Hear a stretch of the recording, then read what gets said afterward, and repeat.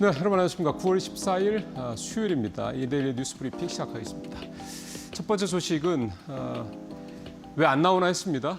이재명 대통령이 주가 조작하면은 아예 원 스트라이크 아웃 근절을 시키겠다, 패가망신을 시키겠다. 그 첫 번째 사례가 나온 것 같습니다.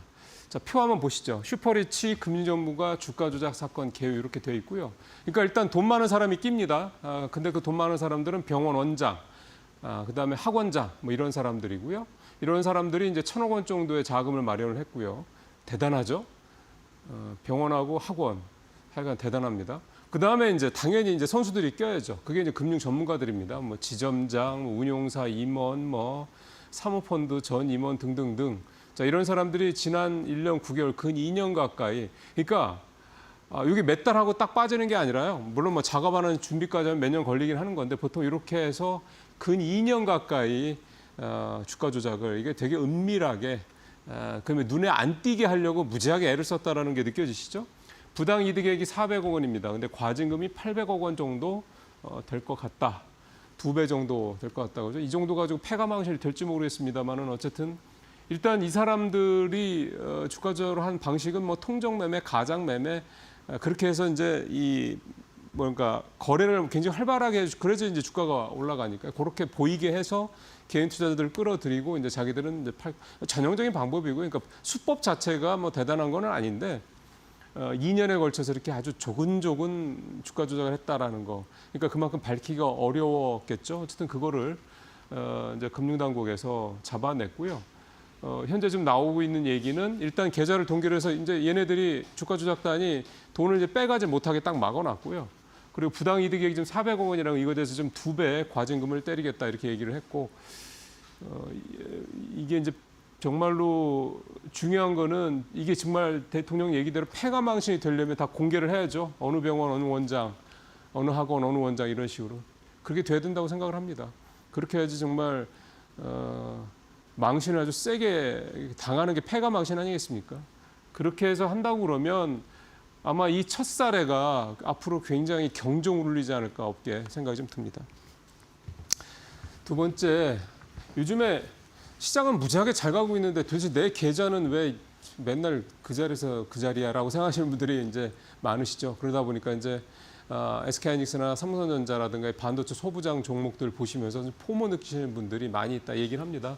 자, 왜 이렇게 시장은 연일 사상 최고치를 경신하는데 내 계좌는 왜 이 모양이야라는 생각의 핵심이 이제 요거죠. 그 이유가 이게 삼성전자, SK하이닉스 두 회사만 좀 주가가 가고 있기 때문이다. 이게 사실 미국에서도 그대로 좀 벌어지고 있고, 미국에서 사실 AI 관련주들이 빅테크들만 가지 않습니까? 우리나라도 뭐 빅테크라는 게 우리는 이제 삼성전자, SK하이닉스 두 회사 정도로 봐야 되는 거니까 그렇게 되고 있다는 얘기입니다. 제목에도 나옵니다만 삼성전자, 하이닉스 빼고 나면 코스피 한 달 수익률이 10.4%인데 이게 5.89%로 반토막이 난다라는 거고요.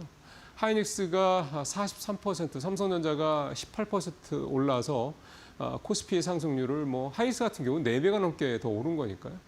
시가총액도 하이닉스가 178조가 올랐고 삼성전자도 417조가 이제 좀 돼 있습니다. 올랐습니다. 이렇게 되다 보니까 이런 식으로 좀 해서 봤을 때 코스피 전체에서 이 두 회사가 차지하고 있는 걸 생각을 하면 뭐 사실상 뭐 오른 것도 다 두 회사고 시가총액이 늘어난 것도 결국 두 회사가 다 시가총액도 좀 올렸다 이렇게 좀 봐야 될 것 같습니다.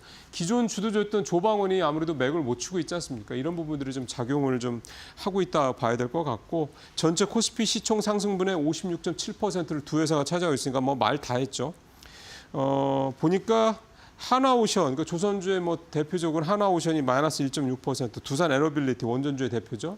1.4% 지난 한 달 동안 올랐고, HD 현대미포도 3% 정도 오르는데 그쳤으니까. 그러니까 지금 조방원전이라고 하는 이 네 개 주도주들 이게 올해 사실은 상반기 때 시장을 끌고 갔었는데 지금은 완전히 바뀌어서 반도체, 뭐 굳이 갖다 붙이자면 뭐 바이오 정도, 코스닥에서는 그 정도 외에는 사실은 뭐 볼만한 그런 종목이나 섹터가 없다 이렇게 좀 봐야 될 것 같습니다. 사실 건강한 거는 아닙니다. 근데 이렇게 해서 전체적으로 시장에 더 많은 유동성이 들어와서 이게 다른 데로 골고루 퍼지면 제일 좋은데 현재로서는 압도적으로 반도체 중심의 장세다.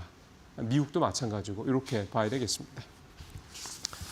자, 챗GPT 품은 카톡 주가는 4.6% 뚝. 네이버 카카오 주가 한번 보죠. 보시면 아시겠지만 좀 전에 말씀드렸던 것처럼 시장 이렇게 뭐 연일 사상 최고치에 비하면 초라하죠. 카카오 6만 3천 원대, 네이버 23만 1천 원대. 그러니까 오른 게 아니라 좀 오르다 떨어졌습니다, 다시. 그러니까 그렇게 참 요즘에 이게 크게 좀 주목받지 못하고 있다라는 생각을 좀 해볼 수가 있는 거고요. 특히 어제 카카오 같은 경우는 이게 뭐 그 카카오톡 전면 개편안까지 공개를 했는데 잠깐 오르다가 되돌림을 당해서 결국은 마이너스 5% 가까이 좀 추락을 했습니다.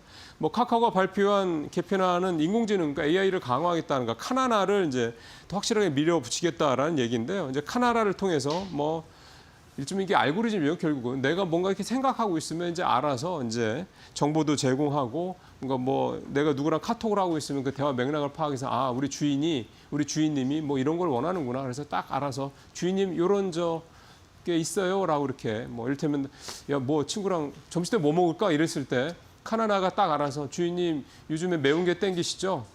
유명한 아주 매운 뭐 라면집 있어요. 뭐 소개해주고 뭐 금액도 알려주고 뭐 이런 거죠. 아 되게 편하겠죠, 그죠?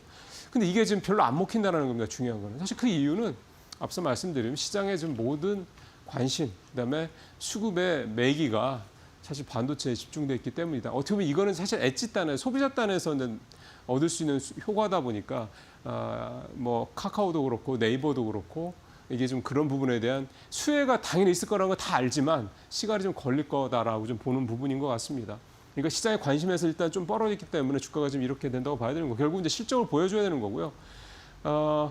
이재명 대통령이 지금 유엔 방문한 상황에서 블랙록의 레리 핑크 회장 만났지 않습니까? 거기서 이제 레리 핑크 회장이 대한민국을 아시아의 AI 수도로 만들겠다는 얘기를 했습니다. 그러면 AI죠. 그러면 이제 뭔가 국내에서 그거를 이제 앞단에서 실행할 수 있는 그 회사가 결국 이 두 회사이기 때문에 그런 면에서 봤을 때는 좀 결국은 네이버, 카카오 이 두 회사가 결국은 주가가 지금 나중에는 이게 아니라 이제 이렇게 가 있을 거라는 생각을 합니다. 근데 지금 그걸 기다리는 시간이 쉽지는 않은 거죠. 자, 오늘 마지막 얘기는 화장품 중에서도 넘버 2죠. 달바 글로벌 얘기를 좀 해보도록 하겠습니다. 주가를 먼저 보시면요. 시원찮습니다.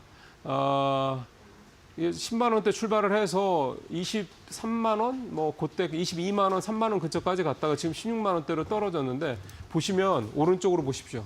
이게 그 박스권에서 16만 원대 초중반의 박스권에서 좀 계속 거의 한 2달 이상 지금 이렇게 기어가고 있는, 횡보하고 있는 그런 모습입니다. 달바 주가가 되게 APR을 뭐 능가하지 않겠냐 이런 기대감이 있었는데 이게 주춤한 이유 한 두 가지 정도가 있는데 일단은 실적이 기대치만큼 안 나옵니다. 2분기 실적도 시장 기대치를 밑돌았고요. 그다음에 증권사들의 그러다 보니까 전망치도 계속 좀 다운되고 있습니다. 두 번째가 오버행 이슈가 계속해서 발목을 잡고 있습니다. 어떤 회사들 같은 경우는 오버행을 해서 물량이 나오면 시장에 나오기 전에 다 채가는 경우도 있는데 달바 글로벌들은 그대로 시장에 좀 나오고 있는 상황입니다.